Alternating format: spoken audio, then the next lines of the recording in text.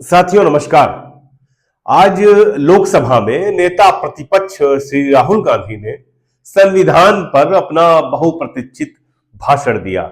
लगभग 25 मिनट के अपने भाषण में राहुल गांधी ने केंद्र सरकार, उत्तर प्रदेश सरकार, अडानी और सावरकर पर जम करके निशाना साधा।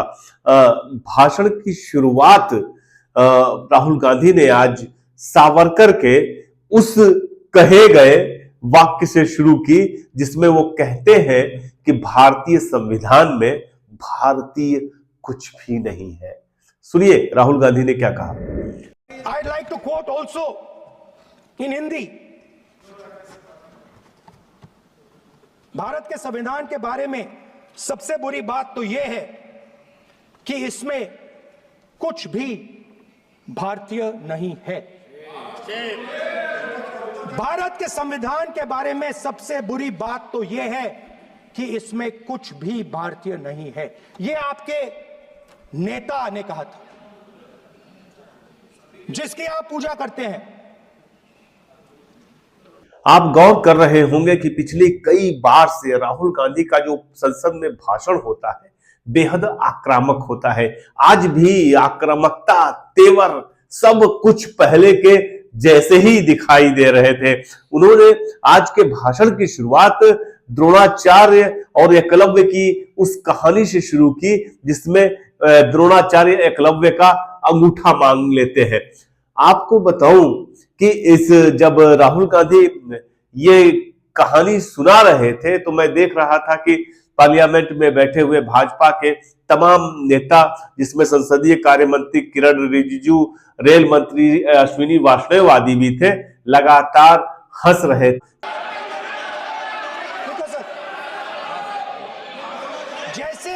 जैसे एकलव्य का अंगूठा काटा गया वैसे ही आप हिंदुस्तान के युवाओं का सबका अंगूठा काटते हो। जैसे ही कहानी खत्म की द्रोणाचार्य की, राहुल गांधी ने जो हमला बोलना शुरू किया, सबकी बोलती बंद हो गई। राहुल गांधी ने अडानी को लेकर के क्या कहा आज पार्लियामेंट में, आप पहले ये सुनिए। जब आप अदानी जी को धारावी देते हो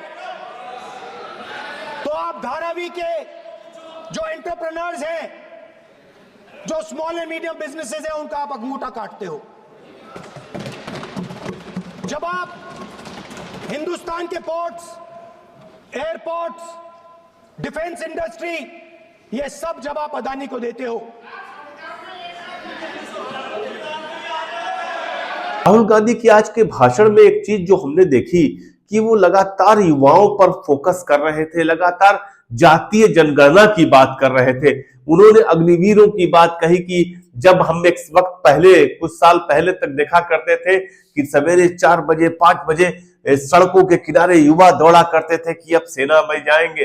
निसंदेह अब सेना में जाने की ललक कम हुई लोगों में, क्योंकि पद ही नहीं है, न तो उस तरह की वैकेंसीज आ रही है। अग्निवीर भला कौन बनना चाहेगा। देखिए क्या कह रहे हैं राहुल गांधी अग्निवीरों को लेकर के।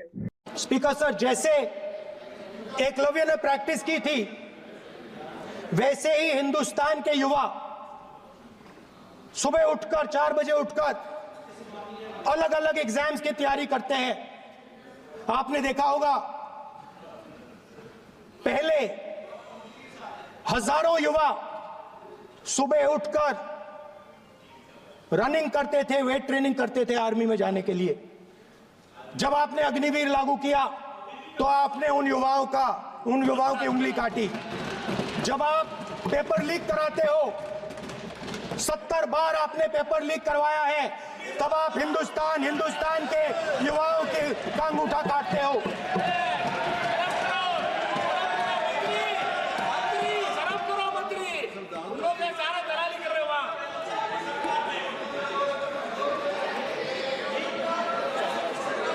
आज बाहर, दिल्ली के बाहर आपने किसानों पर टीयर गैस चलाया है, आपने किसानों पर लाठीचार्ज किया है। किसान आपसे एमएसपी मांगते हैं, सही दाम मांगते हैं, मगर आप अदानी को फायदा पहुंचाते हो, अंबानी को फायदा पहुंचाते हो और किसान का अंगूठा काटने का काम करते हो। देखिए इसको हम कहते हैं अभय मुद्रा, हम कहते हैं डरो मत, आप कहते हो हम आपका अंगूठा काट देंगे, ये फर्क है। राहुल गांधी ने भाजपा पर गैर बराबरी का गंभीर आरोप लगाया। उन्होंने कहा कि किस संविधान में कहां लिखा है कि गैर बराबरी रखो, और यकीनन इस देश में जो वातावरण बन रहा है वह गैर बराबरी का बन रहा है। उन्होंने यह भी कहा कि उत्तर प्रदेश जो है वह संविधान से नहीं, वह मनुस्मृति से चल रहा है। यूपी को लेकर के राहुल गांधी की इस टिप्पणी को देखिए। ये आपकी किताब में लिखा हुआ है, मनुस्मृति में लिखा है, मगर कॉन्स्टिट्यूशन में नहीं लिखा। और अगर आप कहते हो कि यूपी में आपका राज है और वहां पे कॉन्स्टिट्यूशन नहीं लागू होता है, वहां पे मनुस्मृति लागू हो रही है।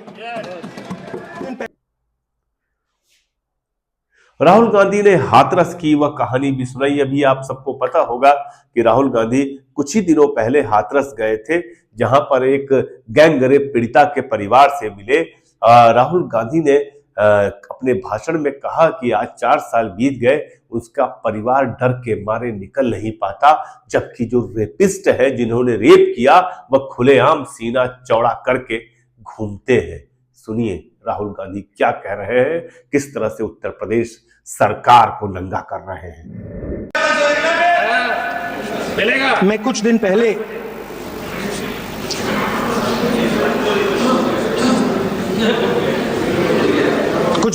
मैं हाथरस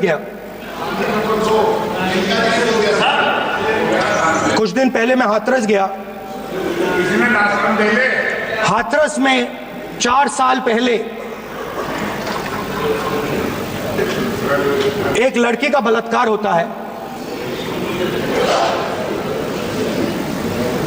गैंग रेप होता है। 3-4 लोग गैंग रेप करते हैं।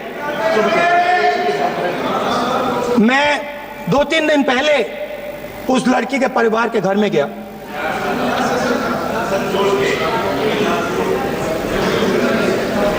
जिन्होंने गैंग रेप किया वो बाहर घूम रहे हैं और लड़की का परिवार अपने घर में बंद है। लड़की का परिवार बाहर नहीं जा सकता है। जो अपराधी हैं वो उनको रोज धमकाते हैं और वो बाहर घूमते हैं।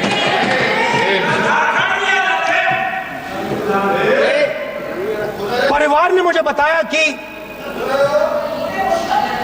बेटी का जो अंतिम संस्कार था वो भी नहीं करने दिया और चीफ मिनिस्टर ने इसके बारे में खुलकर मीडिया में झूठ बोला है। ये कॉन्स्टिट्यूशन में कहां लिखा है? ये कॉन्स्टिट्यूशन में कहां लिखा है कि जो बलात्कार करते हैं वो बाहर रहे और जिसका रेप हुआ है, जिसके परिवार, उस परिवार को बंद कर दिया जाए? कहां लिखा है कॉन्स्टिट्यूशन में? ये आपकी किताब में लिखा हुआ है, मनुस्मृति में लिखा है, मगर कॉन्स्टिट्यूशन में नहीं लिखा। राहुल गांधी ने आज के अपने भाषण में संभल में घटी वारदात का भी जिक्र किया और साफ तौर पे कहा कि 5 युवाओं को गोली मार दी।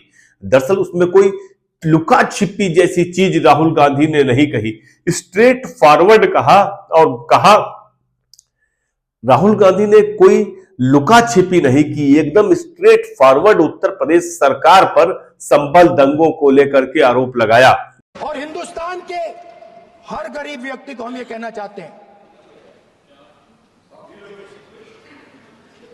आपकी रक्षा कॉन्स्टिट्यूशन करता है और ये बीजेपी के लोग कॉन्स्टिट्यूशन पर 24 घंटा आक्रमण करते रहते हैं। कॉन्स्टिट्यूशन में लिखा है prohibition of discrimination on grounds of religion, race, caste, sex और प्लेस ऑफ बर्थ।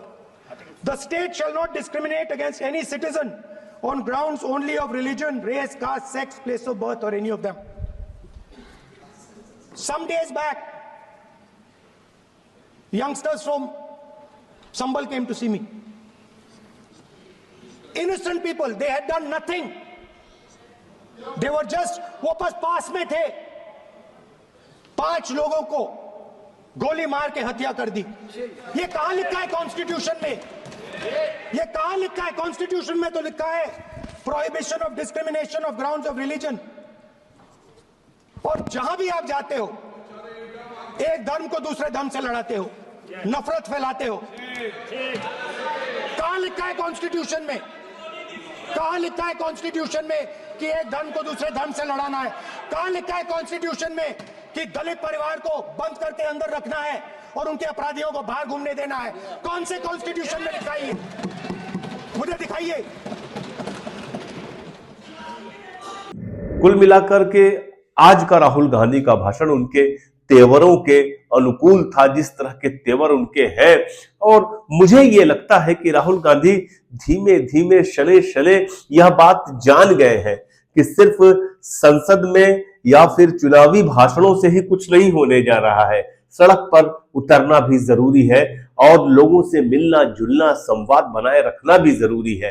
तो मैं देख रहा हूं कि राहुल गांधी तो अगर वो हाथरस के पीड़ितों से मिलने चले जाते हैं तो भी यूपी सरकार पे हमला होता है, केंद्र सरकार पे हमला होता है। राहुल गांधी एक दर्जी की दुकान पे चले गए, एक जूता बनाने के वाले के यहां चले गए, तो भी कहीं ना कहीं से केंद्र सरकार पर, केंद्र सरकार की नीतियों पर चोट होती है, क्योंकि जो इस देश का गरीब है वह गरीब ही हो रहा है और जो अमीर है वह अमीर होता जा रहा है। इस गैर बराबरी की बात भी राहुल गांधी ने आज के अपने भाषण में की।